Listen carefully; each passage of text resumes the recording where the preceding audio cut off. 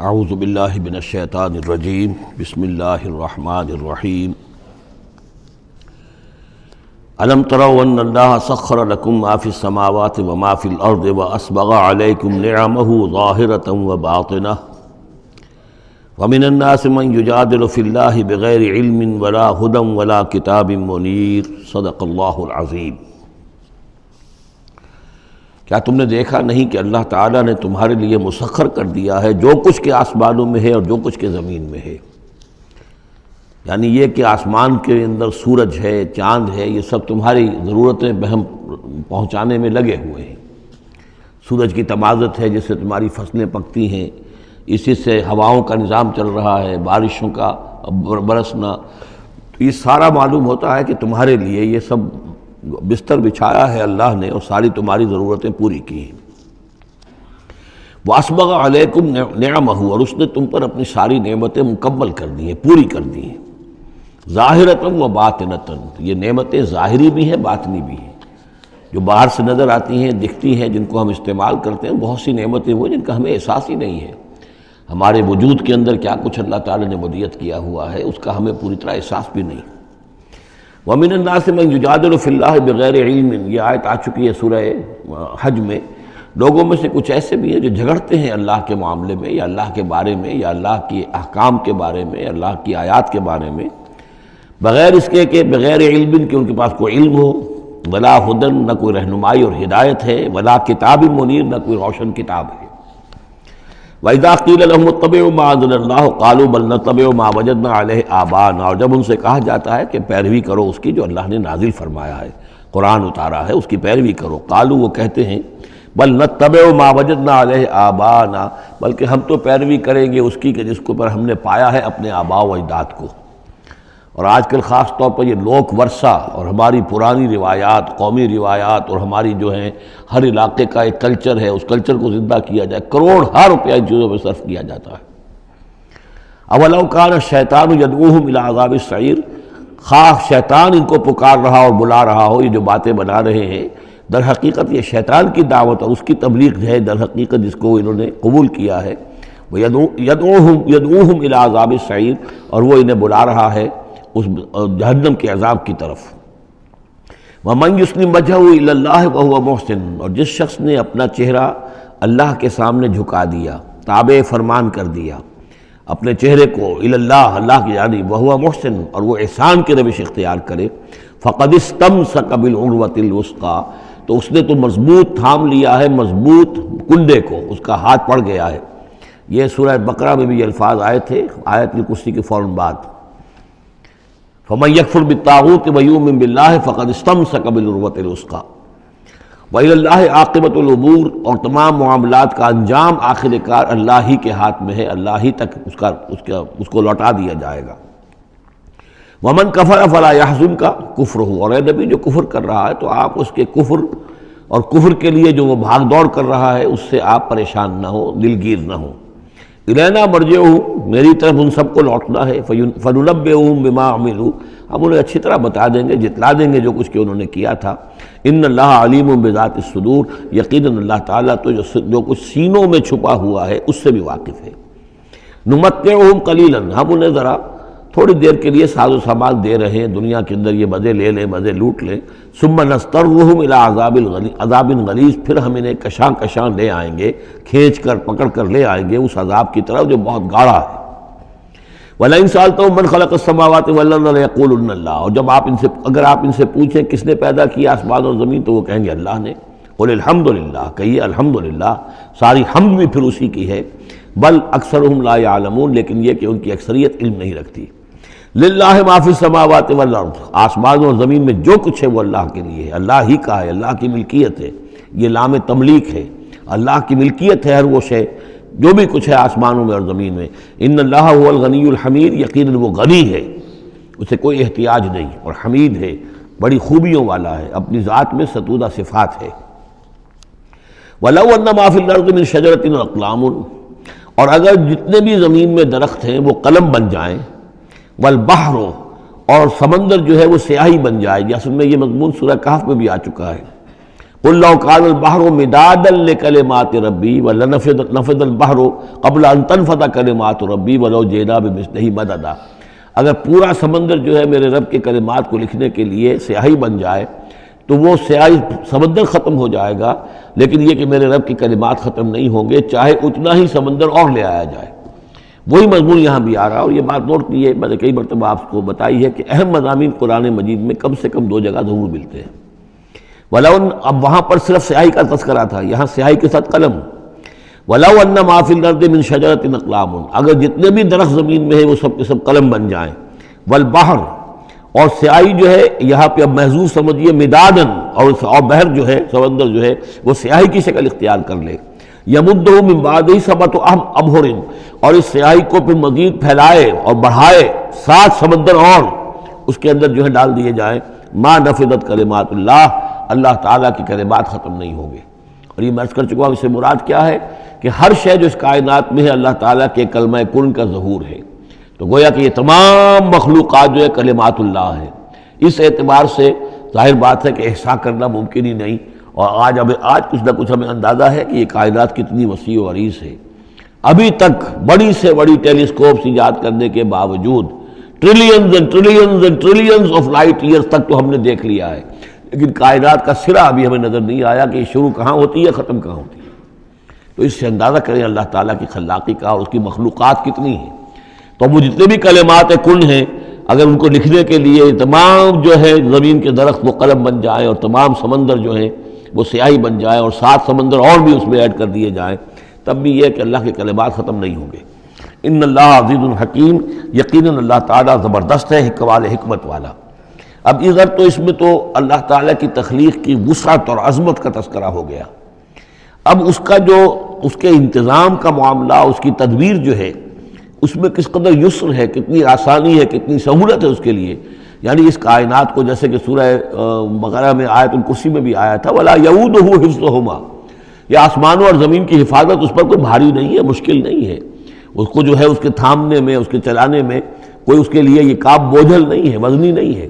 وَلَا يَئُودُهُ حِفْظُهُمَا وَهُوَ الْعَلِيُّ الْعَظِيمُ، تو اسی کو یہاں فرمایا مَا خَلْقُكُمْ وَلَا بَعْثُكُمْ إِلَّا كَنَفْسٍ وَاحِدَةٍ، تم سب کو پیدا کرنا اور تم سب کو دوبارہ پیدا کر لینا اللہ تعالیٰ کے لیے ایسے ہی جیسے ایک نفس کا پیدا کر دینا، اللہ کے لیے یہ اتنا یسیر ہے۔ ان اللہ سمیع بصیر، یقیناً اللہ تعالیٰ سمیع ہے اور بصیر ہے۔ تو گویا کہ ایک ہے اللہ کی تخلیق کی وسعت و عظمت، وہ تو کلمات الہی، اور ایک ہے اللہ تعالیٰ پر یہ کتنا ہلکا ہے، اہون علیہ، یہ اس کے لیے بہت آسان ہے، یسر اور سہولت اللہ تعالیٰ اس کے انتظام کو اور اس کو جو لے کر چل رہا ہے اس پر بھاری نہیں۔ الم تری ان اللہ یولج اللیل فی النہار، کیا تم دیکھتے نہیں کہ اللہ تعالیٰ رات کو پرو لاتا ہے دن میں، ویولج النہار فی اللیل، اور دن کو پرو لاتا ہے رات میں۔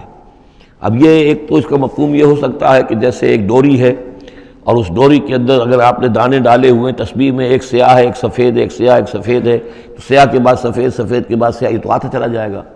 ایک یہ ہے کہ کبھی دن بڑھتا ہے اور رات گھٹتی ہے، گویا کہ دن جو ہے رات میں داخل ہو رہا ہے، کبھی رات بڑھنے لگتی ہے دن گھٹنے لگتا ہے، گویا کہ دن جو ہے وہ رات کو انکروچ کر رہا ہے، رات کے حصے کو گویا کہ اس نے قبضے میں کر لے لیا ہے۔ تو اس طریقے سے اللہ تعالیٰ پرو دیتا ہے رات کو دن میں، دن کو رات میں۔ وَسَخَّرَ الشَّمْسَ وَالْقَمَرَ، اور اس نے مسخر کر دیا ہے سورج کو اور چاند کو، کُلٌّ یجری الی اجل مسمى، یہ سب کے سب چل رہے ہیں ایک وقت معین تک کے لیے۔ وَأَنَّ اللَّهَ بِمَا تَعْمَلُونَ خَبِيرٌ، اور یقیناً اللہ تعالیٰ جو کچھ کہ تم کر رہے اس سے باخبر ہے۔ ذَلِكَ بِأَنَّ اللَّهَ هُوَ الْحَقُّ، یہ اس لیے کہ اللہ حق ہے۔ وَأَنَّ مَا يَدْعُونَ مِن دُونِهِ الْبَاطِلُ، اور یہ کہ جس کو یہ پکار رہے ہیں اللہ کے سوا وہ سب باطل ہیں، ان کی کوئی حقیقت ہی نہیں۔ باطل اس کو کہتے ہیں جو نظر تو آئے ہو نہ، کوئی حقیقت اس کی نہ ہو، جیسے سراب، پانی نظر آتا ہے لیکن پانی ہے نہیں۔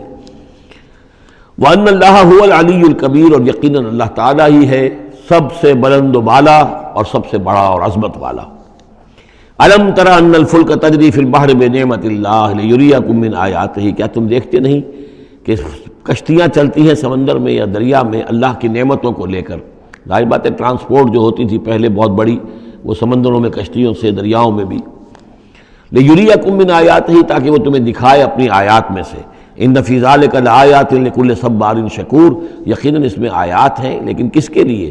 ان سب لوگوں کے لیے جو صبر کرنے والے ہیں، شکر کرنے والے ہیں۔ صبار یہ بھی مبالغے کا صیغہ ہے، فعال کے وزن پر، بہت صبر کرنے والا۔ شکور فعول کے وزن پر ہے، بہت زیادہ شکر کرنے والا۔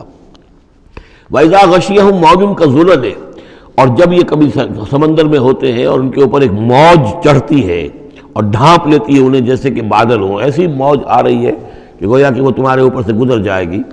دعوا اللہ مخلصین لہ الدین، تو وہ پکارنے لگتے ہیں اللہ کو اسی کے لیے اپنی اطاعت کو خالص کرتے ہوئے۔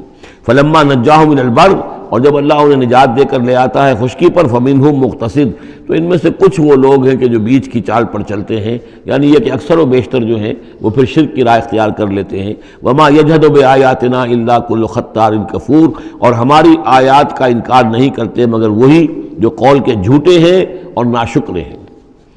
یا ایھا الناس اتقوا ربکم واخشوا یوما، اے لوگو اپنے رب کا تقوی اختیار کرو اور ڈرو اس دن سے، لا یجزی والد عن ولدہ، جس دن کوئی والد اپنے بیٹے سے کسی شے کو دور نہیں کر سکے گا، بچا نہیں سکے گا کسی بھی چیز سے، ولا مولود هو جاز عن والدہ شیئا، اور نہ ہی بیٹا جو ہے وہ اپنے باپ سے کوئی شے دور کر سکے گا، کوئی کسی کے کام نہیں آئے گا، نہ باپ بیٹے کے نہ بیٹا باپ کے، تو باقی سارے رشتے جو ہیں وہ تو اس کے بعد ثانوی ہیں۔ ان وعد اللہ حق، یہاں وہ آیت بھی یاد آ گئی ہوگی آپ کو، یا بنی اسرائیل اذکروا نعمتی التی انعمت علیکم انی فضلتکم علی العالمین واتقوا یوما لا تجزی نفس عن نفس شیئا ولا یقبل منها شفاعۃ ولا یؤخذ منها عدل ولا هم ینصرون۔ یا ایھا الناس اتقوا ربکم واخشوا یوما لا یجزی والد عن ولدہ ولا مولود هو جاز عن والدہ شیئا ان وعد اللہ حق، اللہ کا وعدہ سچا ہے، شدنی ہے، اٹل ہے، ہو کر رہے گا، قیامت آ کر رہے گی، جزا و سزا ہو کر رہے گی۔ فلا تغرنکم الحیات الدنیا، تو دیکھو تمہیں نہ دھوکے میں ڈال دے یہ دنیا کی زندگی، تم اسی کے اوپر ریجھ جاؤ، اسی میں مگن ہو جاؤ، اسی میں گم ہو جاؤ، تو گویا کہ یہ تمہارے لیے پھر دھوکے کی ٹٹی بن گئی کہ اصل زندگی سے تمہیں جو ہے ذہناً جو ہے اس نے غافل کر دیا۔ ولا یغرنکم باللہ الغرور، اور دیکھنا وہ دھوکے باز تمہیں اللہ تعالیٰ کی شان غفاری کے حوالے سے دھوکہ نہ دے۔ یہ شیطان آ کر یہ بھی کہتا ہے کہ اللہ تو بڑا غفار ہے، تم نے کیا کیا، کچھ چھوٹے سے گناہ تھوڑے سے کیے، اللہ کی مغفرت تو بہت وسیع ہے، خامخواہ کاہے کو گھبراتے ہو، کاہے کو توبہ کرتے ہو۔ تو یہ جو ہے اللہ کی رحیمی، اللہ کی شان غفاری کا حوالے سے دھوکے میں دینا انسان کو۔ ولا یغرنکم باللہ الغرور ان اللہ عندہ علم الساعہ، اللہ ہی ہے کہ جس کے پاس ہے قیامت کا علم کہ قیامت کب آئے گی۔ ساعہ اور قیامہ، اس کے فرق کو ذہن میں رکھیے۔ گھڑی وہ معین گھڑی جب کہ زلزلہ ہوگا اور یہ اجرام سماویہ جو ہیں وہ ایک دوسرے سے ٹکرائیں گے اور پہاڑ جو ہیں روئی کے گالوں، یہ ساعہ ہے جس میں کہ ہلاکت ہوگی دنیا کی آخری۔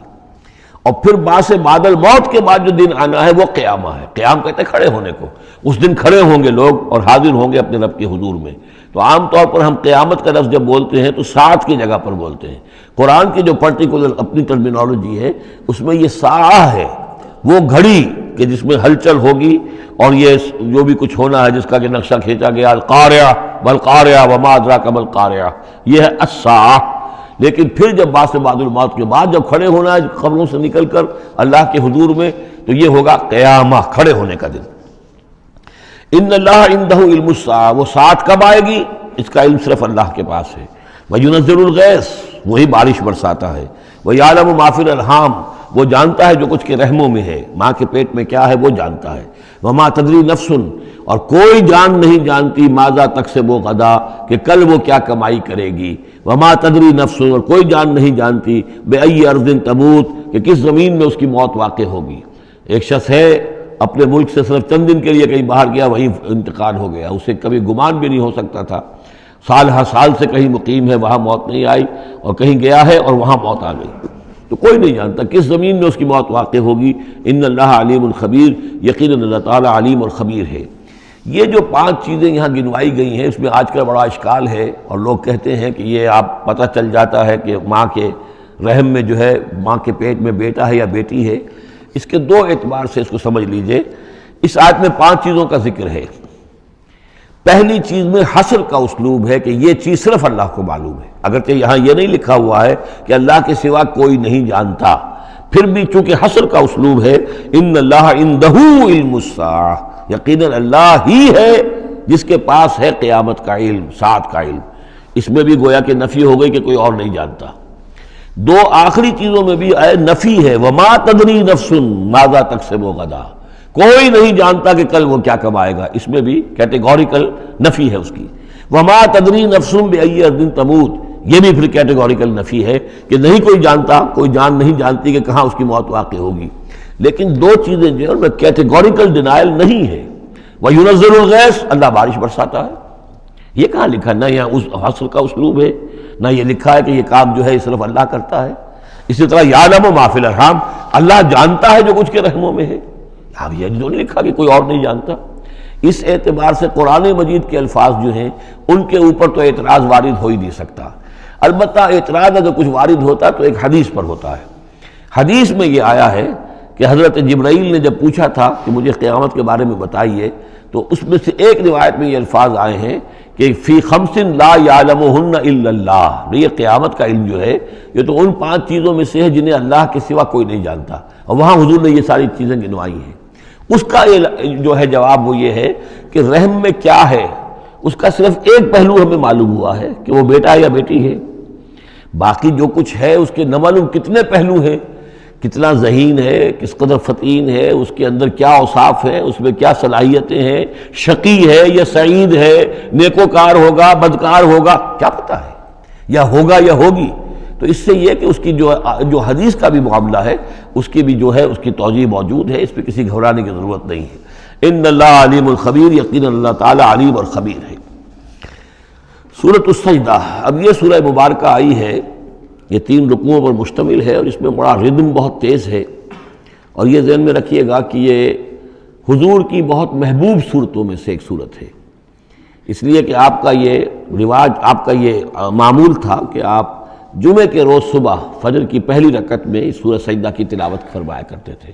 تو جن صورتوں کے ساتھ حضور کو خاص طور پر کوئی تعلق خاطر تھا اضافی طور پر، تو اس کا ہمیں اسی سے اندازہ ہوتا ہے کہ نمازوں میں آپ جو زیادہ پڑھتے تھے، تو فجر کی نماز جمعے کے دن اس میں بالعموم آپ کا یہ معمول تھا کہ یہ سورہ سجدہ جو ہے پوری 3 رکوع پوری جو ہے وہ پہلی رکعت میں پڑھتے تھے، اور دوسری رکعت کے اندر سورۃ الدہر، یا پھر یہ کہ کبھی کبھی ایسا ہوتا تھا کہ پہلی صورت میں سورہ جمعہ اور دوسری میں سورہ منافقون، وہ 2 رکوعوں کی صورتیں ہیں، لیکن یہ جو ہے یہ صورت خاصی طویل ہے۔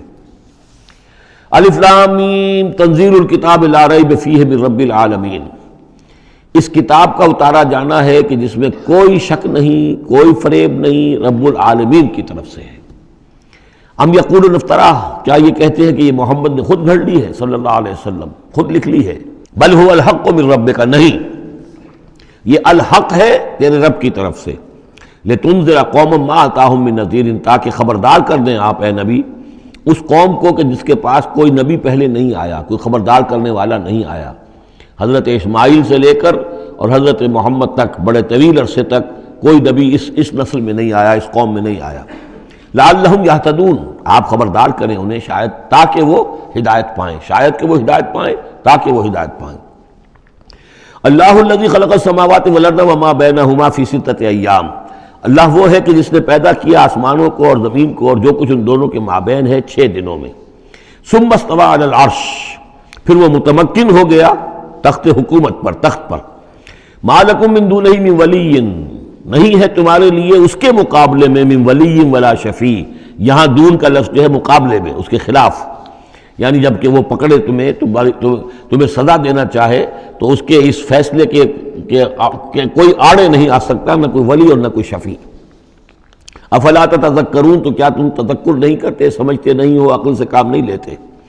یدبر الامر من السماء الى الارض، وہ تدبیر کرتا ہے امر کی آسمان سے زمین کی طرف۔ ظاہر بات ہے کہ اللہ تعالیٰ کے جو فیصلے ہوتے ہیں، اور اس میں ایک تو ہے 1000 سال کا ایک نقشہ ہے جو اللہ بناتا ہے، پلاننگ ہے، جو اللہ کا ایک دن ہے، لیکن یہ کہ ہمارے حساب سے جو 1 سال ہے اس کے لیے بھی جو لیلۃ القدر آتی ہے وہ در حقیقت وہ اس سال کا بجٹ سیشن ہے کہ اس 1000 سال میں سے اس سال کے اندر کیا کیا ہونا ہے۔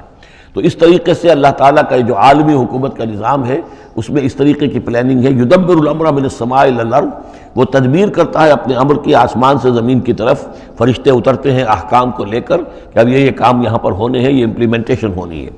ثم یعرج الیہ، پھر وہ چڑھتا ہے اس کی جانب. جب یہ کام ہو گئے تو رپورٹیں جو ہیں وہ اللہ تعالیٰ کی جناب میں پھر پیش ہونے کے لیے جا رہی ہیں. فی یوم، اور یہ سارا معاملہ ہے ایک دن میں. مقدارہ الف سنۃ مما تعدون، جس کی مقدار ہے تمہارے حساب سے جو تم گنتی کرتے ہو تو 1000 برس.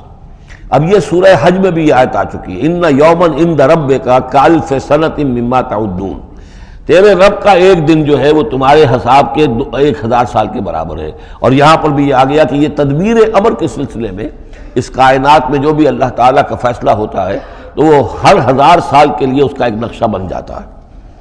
ذالک عالم الغیب والشہادۃ، وہ ہستی ہے جاننے والی ہر چھپی چیز کی اور ہر سامنے کی چیز کی. العزیز، جو زبردست ہے، الرحیم، رحم فرمانے والی ہے. الذی احسن کل شیء، جس نے کہ جو شے بنائی، کل شیء خلقہ، جو شے بھی اس نے بنائی بہت خوبصورت بنائی، بہت عمدہ بنائی. اس کی خلقت میں کوئی نقص تم نہیں دکھا سکتے، کہیں کوئی کوتاہی نہیں دکھا سکتے. وَبَدَأَ خَلْقَ الْإِنسَانِ مِنْ طِينٍ، اور انسان کی تخلیق کا آغاز کیا گارے سے.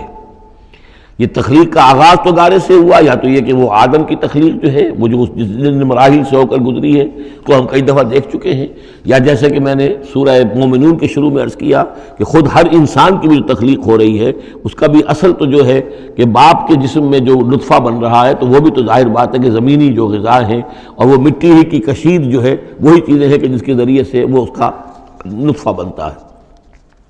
لیکن اس کے بعد ثم جعل نسلہ من سلالۃ من ماء مہین، پھر یہ جو نسل چلی ہے آدم کی علیہ الصلوۃ والسلام، اب یہ چلی ہے اس بے قدر پانی کی کہ نچڑا ہوا پانی جو ہے سلالۃ من ماء مہین، اس سے اب یہ نسل آگے چل رہی ہے.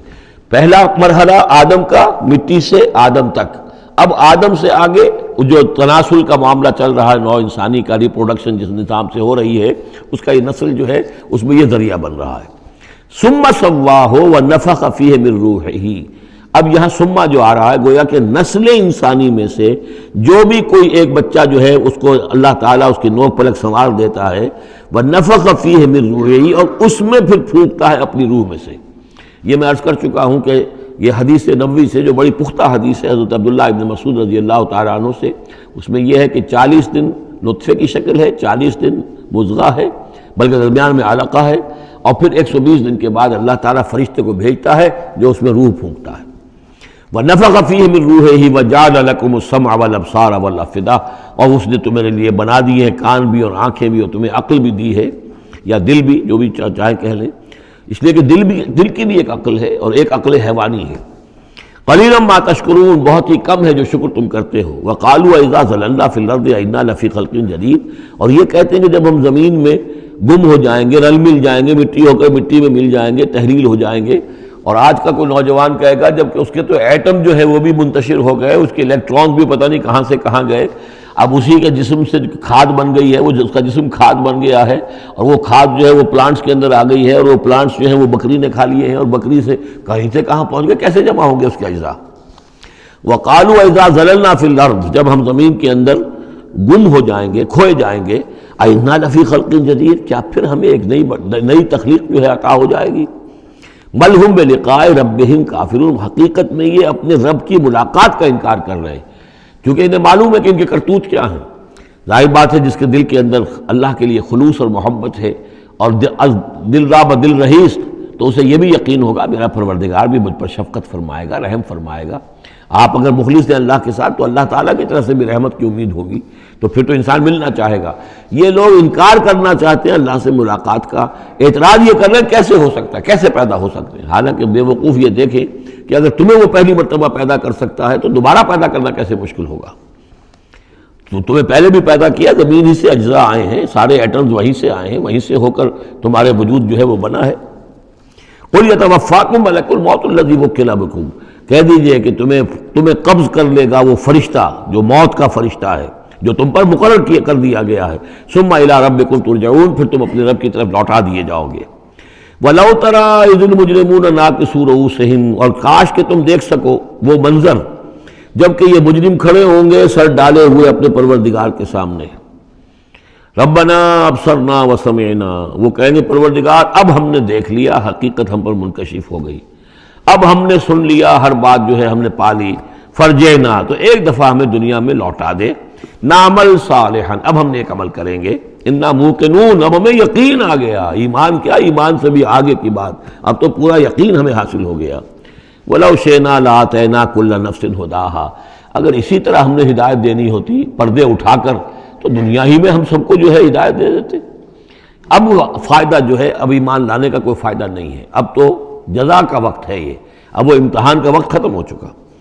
وَلَوْ شِئْنَا لَآتَيْنَا كُلَّ نَفْسٍ هُدَاهَا وَلَكِنْ حَقَّ الْقَوْلُ مِنِّي، لیکن میری طرف سے تو یہ میرا فیصلہ جو ہے یہ ثابت ہو چکا ہے، پختہ ہے، صادر ہو چکا ہے، لَأَمْلَأَنَّ جَهَنَّمَ مِنَ الْجِنَّةِ وَالنَّاسِ أَجْمَعِينَ، کہ میں جہنم بھی تو میں نے بنائی ہے نا، آخر اس کے لیے بھی مجھے ایندھن چاہیے، تو اب تو یہ کہ تم لوگ اس کا ایندھن بنو گے، اب تمہیں جنات اور انسان جو بھی تھے، جو باغی تھے ہمارے، اب ان کو اس جہنم کے اندر جھونک کر رہیں گے۔ فَذُوقُوا بِمَا نَسِيتُمْ لِقَاءَ يَوْمِكُمْ هَذَا، اب چکھو ذرا مزہ اس چیز کا جو تم نے آج کے دن کی ملاقات کا انکار کیا یا اسے نظر انداز کیے رکھا، انا نسیناکم، ہم نے بھی اب تمہیں نظر انداز کر دیا، اب ہم سے بات نہ کرو، لا تکلمون، اب ہم مجھ سے بات نہ کرو، وذوقوا عذاب الخلد بما کنتم تعملون، اور جو کچھ تم کرتے رہے اس کی پاداش میں اب ہمیشگی والا عذاب چکھو۔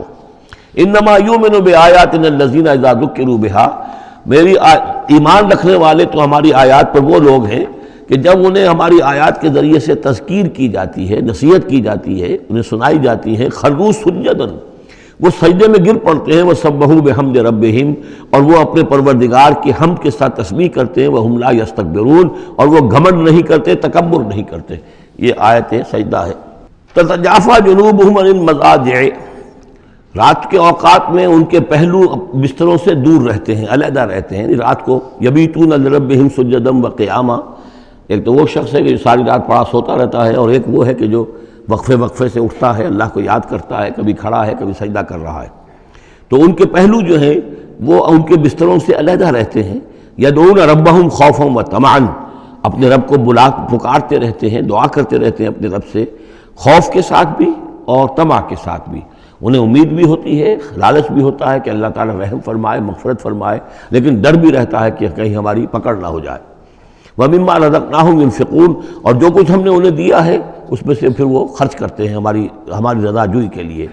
فَلَا تَعْلَمُ نَفْسٌ مَّا أُخْفِيَ لَهُم مِّن قُرَّةِ أَعْيُنٍ، تو کسی جان کو نہیں معلوم، کسی انسان کو نہیں معلوم کیا کچھ چھپایا گیا ہے ان کے لیے ان کی آنکھوں کی ٹھنڈک کے واسطے، یعنی جنت میں ہم نے کیا کچھ چھپایا ہوا ان کے لیے کوئی نہیں جانتا۔ فَلَا تَعْلَمُ نَفْسٌ، کوئی نہیں جانتا۔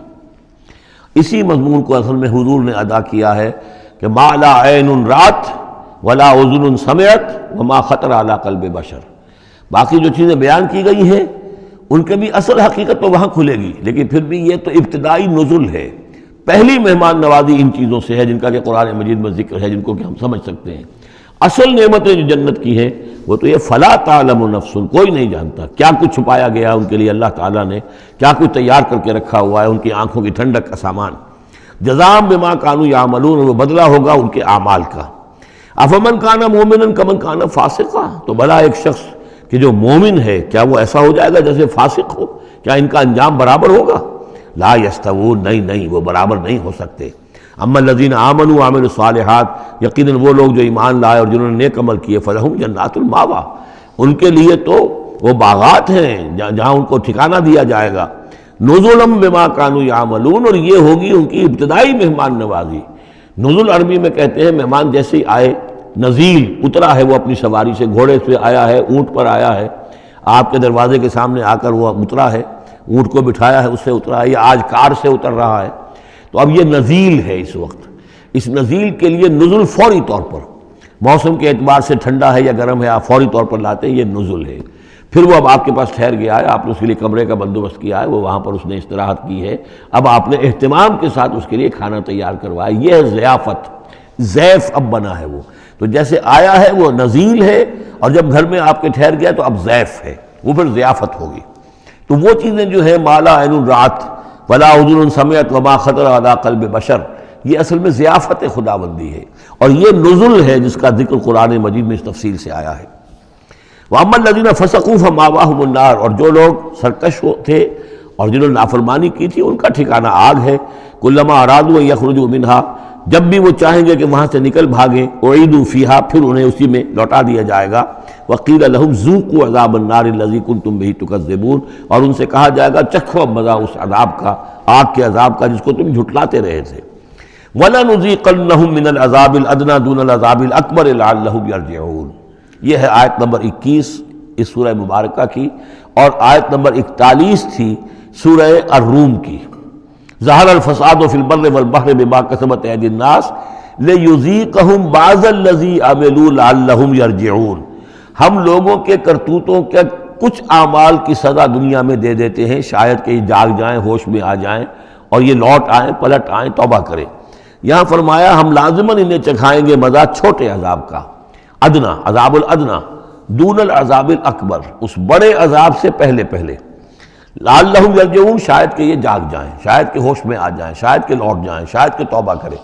یہ بات جو ہے آ چکی ہے کہ رسول جب بھی بھیجے جاتے تھے تو اللہ تعالیٰ کی طرف سے اس قسم کی تنبیہات کا سلسلہ آتا تھا تاکہ لوگ بیدار ہیں۔ وَمَنْ أَظْلَمُ مِمَّنْ ذُكِّرَ بِآيَاتِ رَبِّهِ ثُمَّ أَعْرَضَ عَنْهَا، اس سے بڑھ کر ظالم کون ہوگا جس کو نصیحت کی گئی اب اس کے رب کی آیات کے حوالے سے پھر بھی اس نے اعراض کیا۔ یعنی ایک تو نصیحت کوئی کر رہا ہے، وہ اپنا جو فلسفہ بھگار رہا ہے یا کوئی اپنی عقل لڑا رہا ہے، اپنی منطق لڑا رہا ہے، ایک یہ کہ اللہ کی آیات کے ذریعے سے تذکیر کر رہا ہے، پھر بھی اس سے اعراض کریں۔ ثم اعرض عنہا انا من المجرمین منتقمون، ایسے مجرموں سے تو ہم انتقام لے کر رہیں گے۔ وَلَقَدْ آتَيْنَا مُوسَى الْكِتَابَ فَلَا تَكُنْ فِي مِرْيَةٍ مِّن لِقَائِهِ، اور ہم نے موسیٰ کو کتاب دی تھی، اور یہ جملہ متردہ بیچ میں آیا ہے کہ اے نبی آپ بالکل شک میں نہ رہیے اس کی ملنے سے یا اس کی ملاقات کے۔ اس کا ایک ترجمہ یہ کیا گیا ہے کہ شب معراج میں حضرت موسیٰ سے بھی حضور کی ملاقات ہوئی تھی، تو اس کی طرف اشارہ ہے کہ آپ کی جو ملاقات ہوئی تھی وہ موسیٰ ہی سے ہوئی تھی، اس میں کوئی شک نہ کیجیے۔ لیکن زیادہ جو قرین قیاس ہے اور جو سیاق و سباق کے ساتھ مناسبت رکھتا ہے وہ یہ ہے، تو اے نبی آپ بالکل کوئی شک نہ رکھیں اس بات میں کہ جو کتاب موسیٰ کو دی گئی تھی وہ واقعتاً اللہ کی طرف سے تھی، کتاب کا ملنا اللہ کی طرف سے تھا، اور اس قرآن کا ملنا جو آپ کو ملی ہے یہ بھی اللہ کی طرف سے ہے۔ اور حضور سے خطاب کرتے ہوئے بھی در حقیقت یہاں پر روح سخن جو ہے وہ لوگوں سے ہے کہ تم کوئی شک نہ کرو کہ تورات اللہ نے ہی دی تھی حضرت موسیٰ کو، اور قرآن اللہ ہی نے دیا ہے محمد کو صلی اللہ علیہ وسلم۔ وَجَعَلْنَاهُ هُدًى لِّبَنِي اسرائیل، اور اس کو ہم نے ٹھہرایا تھا، بنا دیا تھا ہدایت، رہنمائی بنی اسرائیل کے لیے۔ وَجَعَلْنَا مِنْهُمْ أَئِمَّةً يَهْدُونَ بِأَمْرِنَا لَمَّا صَبَرُوا، اور ان میں سے پھر ہم نے ایسے امام اٹھائے، پیشوا اٹھائے، رہنما اٹھائے کہ جو لوگوں کو ہمارے حکم سے وہ ہدایت کرتے تھے، رہنمائی کرتے تھے، تورات کی تعلیم کرتے تھے، تورات سمجھاتے تھے، نیکی کا حکم دیتے تھے، امر بالمعروف نہی منکر کرتے تھے۔ لما صبروا، لیکن یہ کام وہ کر سکتے تھے جب خود صبر کی روش اختیار کر لیں۔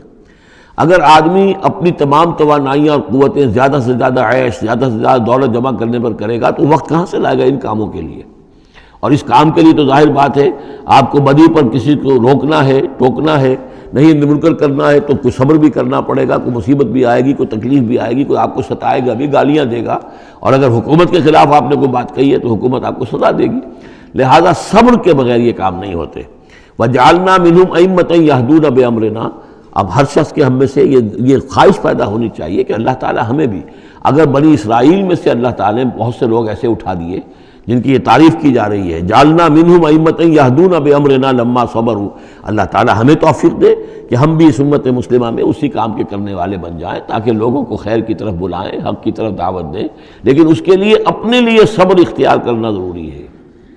کم سے کم اپنا جو ہے اسٹینڈرڈ آف لیونگ رکھیں تاکہ یہ کہ ہم اپنا وقت سپیئر کر سکیں، جس کو تبلیغی بھائی کہتے ہیں تفریغ الاوقات، اوقات فارغ نہیں کریں گے اپنے، سارا وقت تو لگا ہوا ہے آپ پیسہ کمانے میں اس لیے کہ اس کے ایک خاص قسم کا معیار زندگی بنا لیا ہے، اور اس کو مینٹین کرنے کے لیے اب جتنا کچھ آپ کو چاہیے اب دن رات ایک کریں گے تو آپ اپنے اس معیار زندگی کو مینٹین کر سکتے ہیں۔ گویا کہ اب ہم اس معیار زندگی کو پوج رہے ہیں، ہمارے پاس اب وقت ہی نہیں ہے، صلاحیت کہاں لگائیں، کس وقت میں لگائیں، کیا کام کریں۔ لیکن صبر کی روش ہوگی اور پھر قرآن مجید کے ساتھ وہ تعلق ہوگا تو پھر انشاءاللہ تعالیٰ اللہ تعالیٰ نے انسان میں بڑی صلاحیتیں رکھی ہیں، بڑی قوتیں رکھی ہیں، مسجود ملائک بنایا ہے، اللہ کے کریشن کا کلائمیکس ہے یہ، تو اللہ تعالیٰ کی یوں سمجھیے کہ تخلیق کا نقطہ عروج ہے، تو اس کے اندر صلاحیتیں ہیں۔ آدمی ارادہ کر لے، ہمت کرے، فیصلہ کر لے تو پھر یہ کہ اللہ تعالیٰ جو ہے اس کے لیے راستے کھول دیتا ہے۔ وَجَعَلْنَا مِنْهُمْ أَئِمَّةً يَهْدُونَ بِأَمْرِنَا لَمَّا صَبَرُوا وَكَانُوا بِآيَاتِنَا يُوقِنُونَ۔ ایک تو یہ کہ صبر کرے اور ہماری آیات کے اوپر پورا یقین ہو۔ إِنَّ رَبَّكَ هُوَ يَفْصِلُ بَيْنَهُمْ يَوْمَ الْقِيَامَةِ فِيمَا كَانُوا فِيهِ يَخْتَلِفُونَ۔ یقیناً آپ کا رب فیصلہ کرے گا ان کے مابین قیامت کے دن ان تمام چیزوں میں جن میں یہ اختلاف کر رہے تھے۔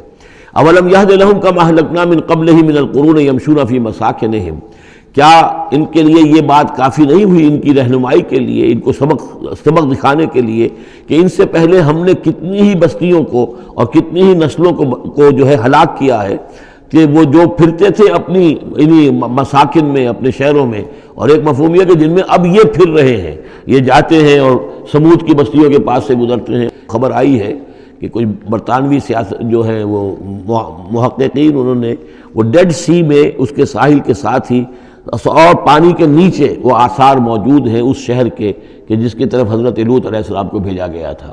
تو خبر میں یہ ہے کہ قرآن اور تورات کی جو بات ہے اس کی تصدیق ہو گئی ہے، لیکن وہ بستی جو ہے میرا بھی پہلے بھی میرا گمان یہی تھا کہ وہ جو ہے اصل میں سمندر کے اندر آ چکی ہے، اور شاید اسی لیے ڈیڈ سی اس کا نام ہو کہ پورے شہر جو ہیں بڑے ہوئے وہ اس کے اندر دھنس گئے ہیں، اور گویا کہ سب کے سب اسی کے اندر جو ہے ان کی قبر بن گئی ہے، وہ پانی کی قبر کے اندر وہ دفن ہوئے ہیں۔ بہرحال یہ تمام چیزیں جو ہیں تم پھرتے ہو، آتے ہو، جاتے ہو، انہی لوگوں کے مساکن کے اندر تم پھر رہے ہو۔ ان فی ذلک لآیات فلا یسمعون، اس میں یقیناً نشانیاں ہیں، تو کیا تم عقل سے کام نہیں لیتے، سنتے نہیں ہو؟ اولم یروا انا نسوق الماء الی الارض الجرز، کیا انہوں نے دیکھا نہیں کہ ہم پانی کو ہانک کر لے جاتے ہیں ایک ایسی زمین کی طرف جو چٹیل پڑی ہے، بے آب و گیا ہے، فنخرج به زرعا تاکل منه انعامهم وانفسهم، پھر ہم اس کے ذریعے سے اس پانی میں کھیتی اگا دیتے ہیں کہ جس میں سے کھاتے ہیں ان کے مویشی بھی اور خود یہ بھی۔ افلا یبصرون، تو کیا یہ دیکھتے نہیں ہیں؟ وَيَقُولُونَ مَتَىٰ هَٰذَا الْفَتْحُ إِن كُنتُمْ صَادِقِينَ، اور وہ یہ کہتے ہیں کب ہوگا یہ فیصلہ، اگر تم سچے ہو تو بتاؤ اے مسلمانوں، یہ قیامت یا عذاب یہ کب آئے گا؟ قُلْ يَوْمَ الْفَتْحِ لَا يَنفَعُ الَّذِينَ كَفَرُوا إِيمَانُهُمْ، کہہ دیجئے وہ جو فیصلے کا دن ہوگا پھر اس دن کافروں کا ایمان لانا ان کے لیے ہرگز مفید نہیں ہوگا۔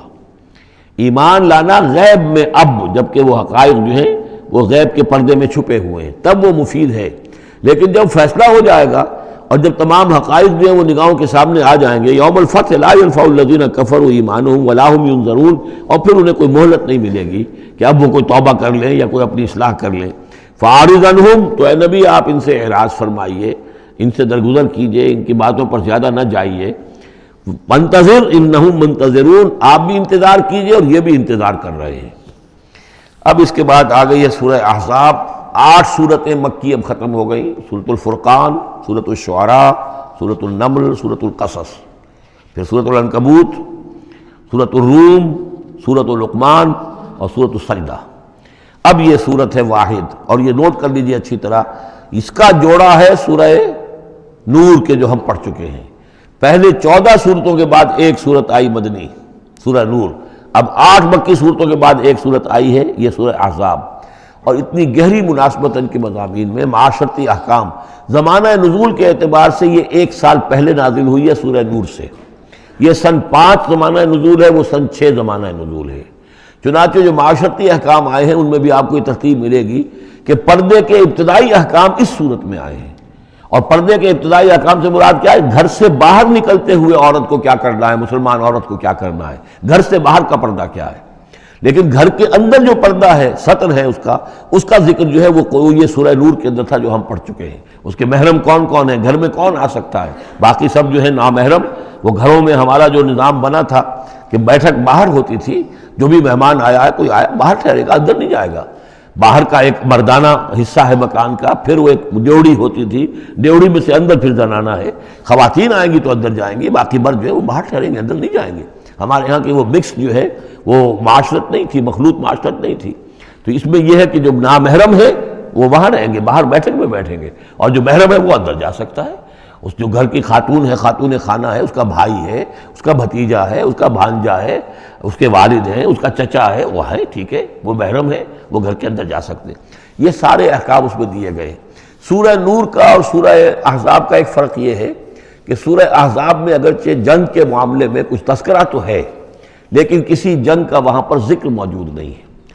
خلافت قائم کرنے کا معاملہ ہے، وہ آیا ہے کہ خلافت اب قائم ہوگی، لیکن خلافت کے قیام کے لیے جو اصل ٹرننگ پوائنٹ تھا وہ جنگ احزاب تھی، غزوہ احزاب، اس کا ذکر جو ہے وہ سورہ احزاب میں ہے۔ تو اس طریقے سے یہ دونوں صورتیں باہم بہت ہی ایک دوسرے سے مشابہ ہیں، اور جیسا کہ میں نے عرض کیا تھا آیت نمبر 35 وہاں کی عظیم ترین آیت ہے، اللہ نور السماوات والارض مثل نورہ کمشکات فیہا مصباح المصباح فی زجاجہ، یہ جو آیت ہے پوری وہ عظیم ترین آیت ہے ایمان کی حقیقت پر۔ اور ٹھیک 35ویں آیت اس صورت کے اندر ہے کہ جب وہ ایمان حقیقی دل میں پیدا ہو جاتا ہے تو انسان کی شخصیت میں کیا اوصاف پیدا ہوتے ہیں، وہ 10 اوصاف مردوں اور عورتوں کے ذمن میں دہرا کر آئے ہیں، وہ اس سورہ مبارکہ میں نمبر 35 آیت وہی ہے۔ اس میں ایک خاص بات نوٹ کیجئے کہ اگرچہ اس کے جو 2 رکوع ہیں، دوسرا اور تیسرا، وہ ایک ہے اپنے مضمون میں، اور اس کے اندر غزوہ احزاب کا تذکرہ ہے۔ پہلا رکوع جو ہے وہ پھر چوتھے کے ساتھ جا کر ملے گا، جیسے کہ ہم نے دیکھا تھا سورہ توبہ کے اندر بھی کہ پہلا رکوع پھر چوتھے کے ساتھ جا کر ملتا تھا، اس کے مضامین جو ہے اس کے ساتھ ملتے تھے۔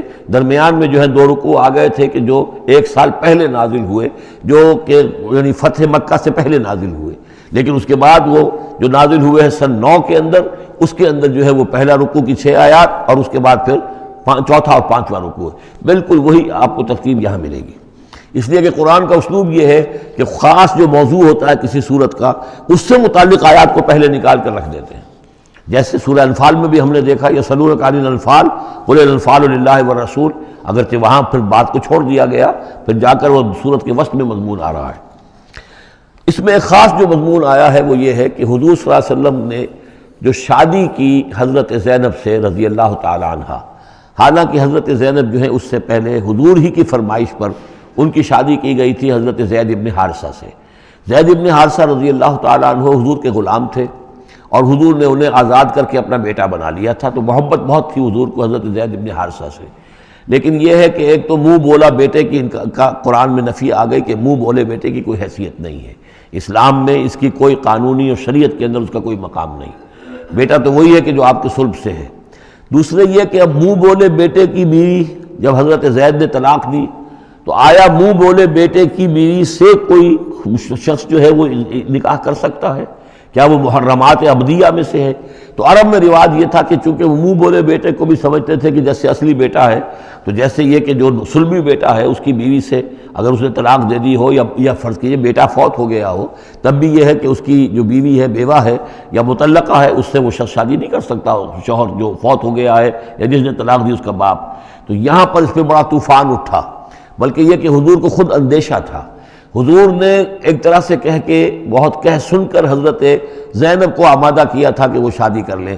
زینب جو ہے رضی اللہ تعالیٰ عنہ اونچے گھرانے کی، بنو ہاشم کی خاندان سے تعلق رکھنے والی، اور حضرت جو زید ابن حارثہ تھے ان پر غلامی کا داغ لگ چکا تھا، تو عرب کی ایک خاص جو ہے ان کے ہاں ایک سوچ تھی، ان کا ایک مزاج تھا، ان کی روایات تھیں۔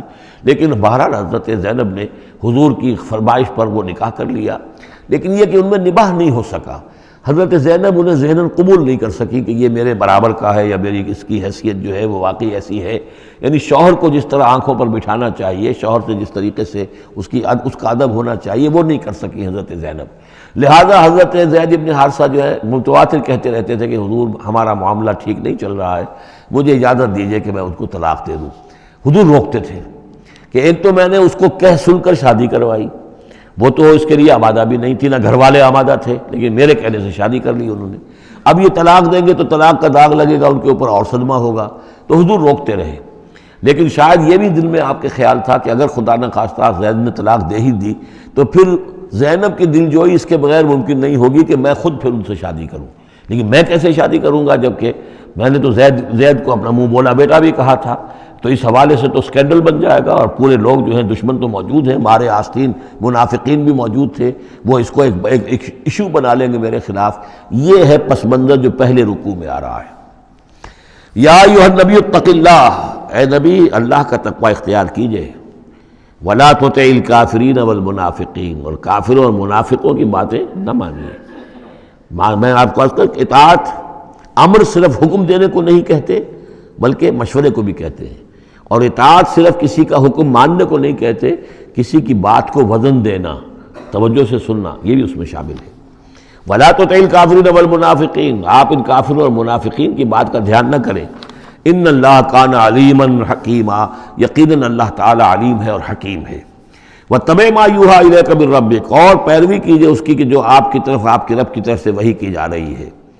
ان اللہ کان بما تعملون خبیرا، اور جو کچھ تم کرتے ہو اللہ اس سے واقف ہے۔ وتوکل علی اللہ، اور اللہ پر توکل کیجئے۔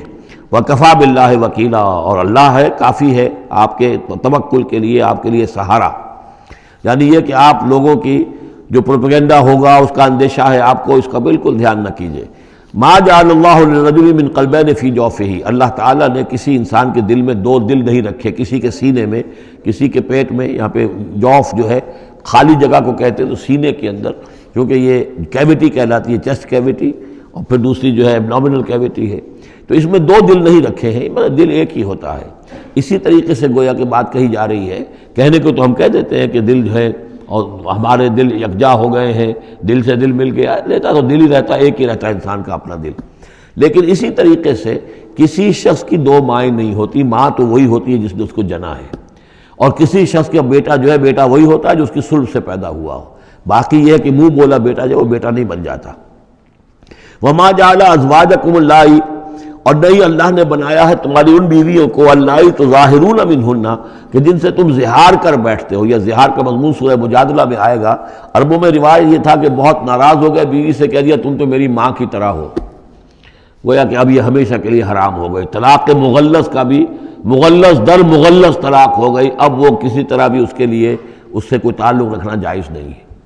تو یہ زہار جو ہے ماں بنا دیا، کہہ دیا کہ ماں بن گئی، تو گویا کہ ماں بن گئی، لیکن اللہ تعالیٰ کے ہاں وہ ماں نہیں بنتی، ماں تو وہی ہے، جیسے کہ فرمایا وما جعل ازواجکم اللہ تظاہرون منہ امہاتہم، جن سے تم زہار کر بیٹھتے ہو، جنہیں تم یہ کہتے ہو کہ تم میری ماں کے مانند یا ماں کی پیٹھ کے مانند ہو میرے لیے، تو وہ اللہ تمہاری مائیں نہیں بن جاتی۔ وما جعل ادعیاءکم ابناءکم، نہ تمہارے منہ بولو بیٹوں کو اللہ تعالیٰ نے بیٹا بنایا ہے۔ ذالکم قولکم بافواہکم، یہ تو تمہاری منہ کی باتیں ہیں، منہ سے تم نے وہ جملہ کہہ دیا، تم تو میری ماں کی مانند ہو یا ماں کی پیٹھ کے مانند ہو، اور اسی طریقے سے کہہ دیا تم میرے بیٹے ہو، بیٹا تو وہی ہوگا۔ واللہ یقول الحق، اللہ تعالیٰ حق فرما رہا ہے، وہو یہدی السبیل، اور وہی سیدھے راستے کی طرف ہدایت دینے والا ہے۔ ادعوہم لآبائہم، لوگوں کو پکارا کرو ان کے باپوں کے ساتھ، باپوں کے نام کے ساتھ۔ چنانچہ یہ حکم ہے، اگر آپ نے کسی کو لے لیا ہے، کوئی اپنے بھتیجے کو، بھانجے کو، آپ کے ہاں اولاد نہیں ہے، تو بہت سے مسائل آ جاتے ہیں، لوگ کہتے ہیں کہ میں اپنا نام لکھوا دوں اس کے باپ کی جگہ تاکہ اس کو پتہ نہ چلے۔ چھوٹے سے بچے کو لے آئے تو اب وہ کیا کہے گا کہ یہ میرے اصل والدین نہیں ہیں، میرے والدین تو وہ تھے، بڑا ہو کر معلوم ہوگا۔ تو ایک یہی سمجھیے کہ سائیکولوجیکل شوق جو پہنچتا ہے، اس سے بچانے کے لیے بعض لوگ سوچتے ہیں کہ ہم اپنا ہی نام درج کروا دیں وہاں پر، اور اس کا نام ولدیت اسی کے، لیکن نہیں، یہ حرام مطلق ہے۔ قرآن مجید کا یہ صاف حکم ہے، قول یہ ادعوہم لآبائہم، ان کو پکارو ان کے نام، ان کے باپوں کے نام کے حوالے سے۔ اسی لیے پہلے حضرت زید کو لوگ کہتے تھے زید ابن محمد، اس لیے کہ حضور نے انہیں اپنا بنایا ہوا تھا متبنہ، اور منہ بولا بیٹا۔ یہ آیتیں جب نازل ہوئیں تو پھر اب وہ رہ گئے زید ابن حارثہ، دوبارہ وہ زید ابن محمد اب نہیں رہے۔ ادعوہم لآبائہم هو اقسط عند اللہ، یہی زیادہ مبنی بر انصاف ہے اللہ کے نزدیک۔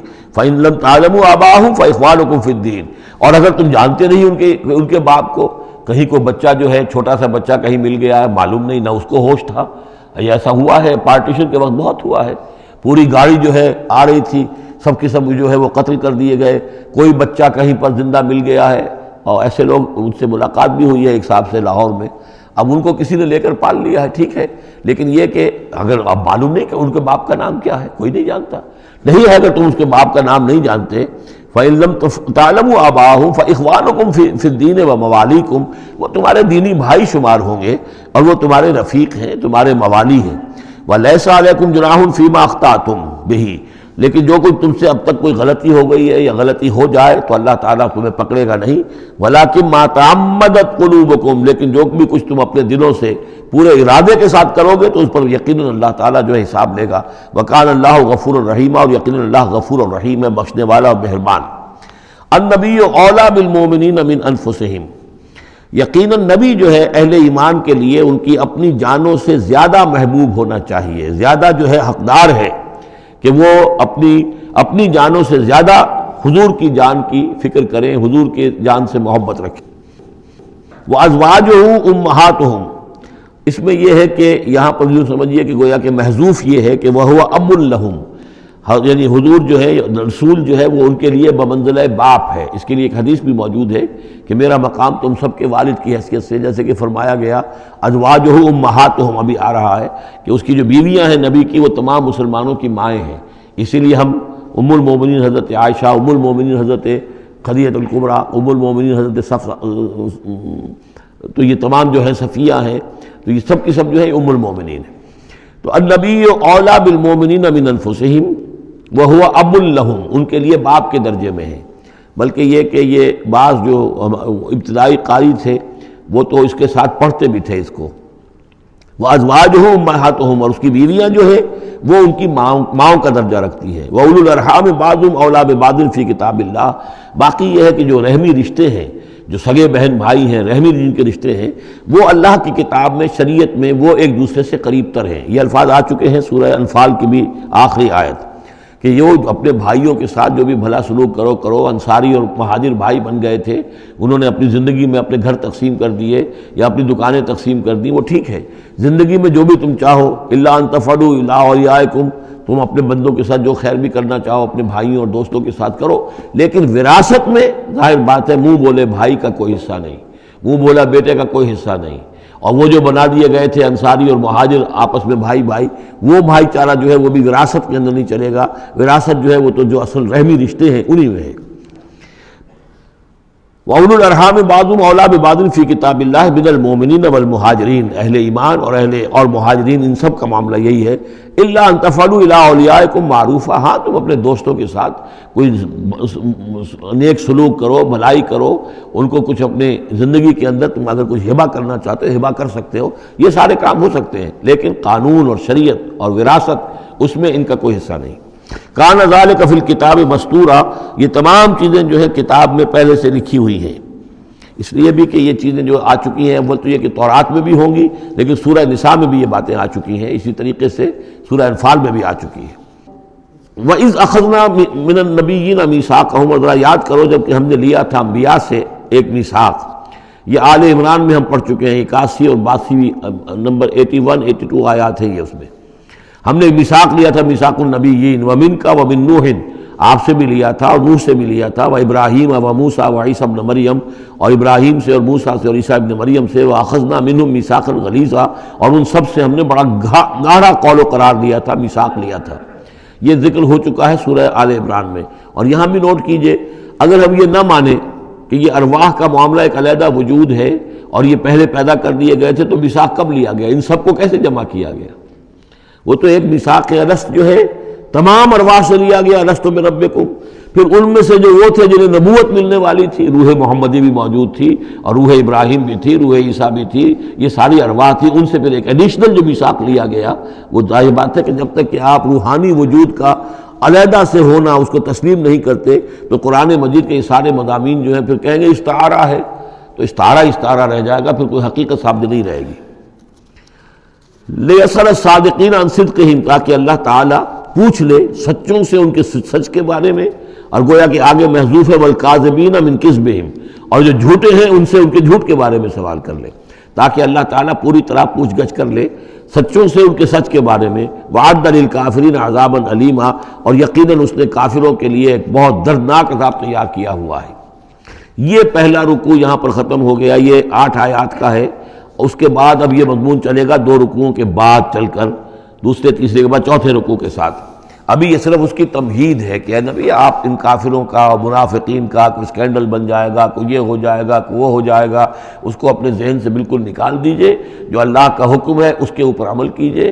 آپ کے لیے وہ نکاح کرنے میں قطعاً کوئی قباحت نہیں ہے، اور اللہ تعالیٰ نے تو گویا کہ آپ کو حکم دے دیا، اس لیے کہ وہ آ جائے گا کہ ہم نے تو وہ شادی آپ کی کر دی ہے، ہمارے حکم سے یہ حضرت زینب کے ساتھ آپ کا نکاح جو ہے طے پا چکا ہے۔ اس کے بعد 2 رکوع جو ہے ان میں ذکر ہو رہا ہے غزوہ احزاب کا۔ ہمارے پاس چند منٹ ہیں تو غزوہ احزاب کا جو تاریخی پس منظر ہے وہ میں بیان کر دیتا ہوں، باقی اس سے آگے ہم پڑھیں گے انشاءاللہ تعالیٰ کل۔ یہ غزوہ ہوا ہے سن 5 میں، اور اس کے لیے جو ہے بڑا اہتمام ہوا ہے۔ سب سے پہلے تو یہ کہ بنو نذیر جو نکال دیے گئے تھے مدینے سے، اور وہ پھر جا کر خیبر وغیرہ میں آباد ہو گئے تھے۔ اب انہیں مدینے کی یاد آتی تھی، انہیں ستاتی تھی یاد مدینے کی، وہ واپس آنا چاہتے تھے، وہ چاہتے تھے کہ مسلمانوں سے انتقام لیں. تو انہوں نے پھر یہ ہے، اور اس میں خاص طور پر وہ ابو عامر راہب جس کا تذکرہ ہم پڑھ چکے ہیں سورہ توبہ کے اندر، انہوں نے جو ہے بڑی محنت کر کے ایک طرف قریش کو آمادہ کیا کہ وہ حملہ کریں، دوسری طرف یہ ہے کہ جو نجد کے قبائل تھے غطفان وغیرہ ان کو آمادہ کیا. تو یہ ایک گویا سمجھیے کہ متحدہ محاذ بن کر ایک گرینڈ آرمی جو ہے وہ آئی، 12,000 کی فوج، جو عرب میں یوں سمجھیے کہ یہ کوئی انہونی سی بات تھی کہ کوئی اتنی بھی قوت. وہ شمال سے بھی آئے، جنوب سے بھی آئے، اور مغرب سے بھی آئے، مشرق سے بھی آئے. اس کا نقشہ تو بعد میں جب ہم پڑھیں گے تو کھل جائے گا. اب انہوں نے آ کر گھیر لیا مدینے کو، محاصرہ کر کے پڑ گئے. اتنی بڑی فوج حضور کے پاس کل اس وقت جو تعداد بنتی تھی 3,000 کی تھی مدینے کے اندر، جن میں کہ منافقین بھی تھے. اور دوسری یہ کہ عقب میں وہ بنو قریظہ بھی موجود تھے، ایک قبیلہ بڑے طاقتور قبیلہ تھا، بڑا قبیلہ تھا، ان کی گڑھیاں تھیں، ان کے قلعے تھے، وہ موجود تھے. اب پیچھے وہ موجود ہیں، اندیشہ ہے کہ کہیں وہ غداری کریں، جیسے کہ اس سے پہلے بنو قینقاع نے کی یا بنو نذیر نے کی، اس وقت وہ غداری کریں گے. اور اس کی خبریں بھی مل گئی تھیں کہ سلسلہ جنبانی ہو چکا ہے اور باہر سے وہ لشکر آ گیا ہے. دو طرف مدینے کے حرات ہیں، چٹانیں ہیں لاوے کی، سیاہ پتھر ہیں اور چکنے ہیں، ان کے اوپر نہ اونٹ چل سکتا ہے اور نہ گھوڑا دوڑ سکتا ہے. تو وہ جو حرات ہیں مدینے کے دو طرف، وہ تو گویا کہ ایک اللہ تعالیٰ کی طرف سے ایک نیچرل پروٹیکشن جو ہے مدینہ کو ملی ہوئی ہے. اب دو طرف جو رہ گئے تو اس میں پیچھے تھے یہ عقب میں جو ہے یہ بنو قریظہ کی گڑھیاں تھیں، اور سامنے کا علاقہ تھا کہ جہاں سے لشکر آ کر جو ہے انہوں نے جو حملہ کرنا تھا. تو پھر حضرت سلمان فارسی کے مشورے پر جب یہ مشورہ کیا حضور نے کہ اب اس طرح کیا کیا جائے، اتنا بڑی فوج آ گئی ہے، تو انہوں نے پھر بتایا کہ ہمارے ہاں یہ ایران میں یہ رواج ہے کہ جب اس طرح کی سچویشن ہو تو کھلے میدان میں جا کر لڑنے کی بجائے ہم خندق کھود لیتے ہیں، تاکہ اس خندق کے اندر سے ہو کر پھر یہ ہے کہ جو بھی چھلانگ مار کے آئے گا خندق میں سے اس کو عبور کر کے آئے گا تو ان کے ساتھ مقابلہ کرنا آسان ہے. ایک ایک کر کے آئیں گے، 10 آئیں گے، ایک دم پورا لشکر جو ہے دوڑ کر جو ہے کیولری ان کی جو ہے گھوڑے دوڑا کر تو نہیں آ سکتے. تو اس حوالے سے پھر خندق کھودی گئی. بہت ہی یعنی رسد کم تھا، فاقے لوگوں کو ہو رہے تھے، 2 3 دن کے کھانے کو کچھ نہیں ملا، سردی شدید تھی. اس موسم میں پھر طے ہوا کہ خندق کھودو، تو مسلمان خندق بھی کھود رہے تھے. اور اسی دوران یہ خبر بھی مل گئی کہ بنو قریظہ بھی بغاوت پر اور بدعہدی پر آمادہ ہیں. یعنی ہر اعتبار سے یہ سمجھ لیجئے کہ اللہ تعالیٰ نے اہل ایمان کے صبر اور امتحان کے لیے ایک بہت ہی سخت خوفناک صورت پیدا کر دی. اگرچہ اس کے بعد ہوا کیا، اس میں یہ ہے کہ ایک حضرت نعیم تھے ابو مسعود الاشجعی، نعیم بن ابن مسعود اشجعی، انہوں نے ایک بڑی تدبیر کی، حضور سے آ کر اجازت بھی دی. اشجعی قبیلے کے تھے، وہ باہر کے تھے، مدینے کے نہیں تھے، کہ حضور اگر آپ مجھے اجازت دیں تو میں ان کے مابین کچھ آپس میں بد اعتمادی پیدا کر دوں. بنو قریظہ کے پاس گئے کہ دیکھو تم یہاں رہتے ہو، یہ تو باہر سے آئے ہیں، فرض کریں چلیے آپ یہ سمجھتے ہیں کہ وہ جیت جائیں گے اور محمد اور ان کے ساتھیوں کو تم ختم کر دو گے، لیکن یہ بھی سوچو کہ اگر برعکس ہو گیا 10%، 20%، 30%، کوئی امکان ہے کہ نہیں؟ تو تم کیا کرو گے؟ تمہیں تو یہاں رہنا ہے، پھر محمد کے ساتھ پھر تمہارا معاملہ ہوگا اور ہو سکتا ہے کہ وہ چھوڑ کر چلے جائیں. پھر تو تم ایسے کرو کہ ان سے مانگو کہ کچھ لوگ ہاسٹیجز تمہیں دیں اپنے، تاکہ ان کو یقین یہ رہے، تمہیں یقین رہے کہ وہ اپنے وعدے سے پھریں گے نہیں، جو بھی وعدہ انہوں نے کیا ہے تمہارے ساتھ مدد کرنے کا، اور تمہارا جو اندر سے تم مسلمانوں پر حملہ کرو گے تو جو کچھ بھی ان کے وعدے وہ پورے کریں گے. انہوں نے کہا بات تو ٹھیک ہے، یہ نعیم جو کہہ رہا ہے یہ بات صحیح ہے. تو انہوں نے وہ مطالبہ کیا ان سے، قریش سے اور وہ جو لشکر باہر پڑے ہوئے تھے 12,000 کے، کہ آپ اپنے کچھ آدمی ہمارے پاس بھیجیے تاکہ ہمیں اعتماد رہے، ہمارے پاس وہ رہیں گے ہاسٹیجز کی حیثیت سے، کہ ہمیں یقین رہے کہ آپ اپنی بات پوری کریں گے. ادھر سے جا کے ان سے کہا کہ وہ تم ان کے اوپر کیسے اعتماد کر رہے، وہ تو تمہارے اوپر اعتماد ہی نہیں کرتے، تم سے آدمی مانگ رہے ہیں. اور اس طریقے سے ان کے مابین جو ہے وہ ایک فرکشن پیدا کر دی، بد اعتمادی پیدا کر دی. ایک تو یہ تدبیر ہوئی، دوسرے یہ کہ سب سارے امتحان پورا ہو گیا اور دودھ کا دودھ پانی کا پانی جدا ہو گیا. اہل ایمان بھی ثابت ہو گئے، ثابت قدم یہ لوگ ہیں، اور منافقین کا بھی جو خبث باطن تھا ان کی زبانوں پر آ گیا اور معلوم ہو گیا کہ ان کے دلوں کے اندر نفاق ہے. پھر اللہ تعالیٰ نے ایک تیز آندھی بھیجی. وہ آندھی ایسی آئی، جھکڑ ایسا آیا کہ وہ لشکر جو تھا اس کے خیمے اڑ گئے. جہاں دیگیں چڑھی ہوئی تھی چولہوں کے اوپر آگ لگ گئی، اور اس سے ایک افراتفری پیدا ہوئی، جس کے نتیجے میں وہ لشکر انہوں نے وہاں سے کیمپ اٹھایا اور چلے گئے. باقاعدہ کوئی بڑی لڑائی کی کوئی شکل پیدا ہی نہیں ہوئی، لیکن اللہ نے بس امتحان جو ہے ایک شریر مسلمانوں کا لے لیا۔ اب اس کے بارے میں انشاءاللہ تعالیٰ کل ہم اس کا مطالعہ کریں گے۔ بارک اللہ لی و لکم فی القرآن العظیم ونفعنی وإیاکم بالآیات والذکر الحکیم۔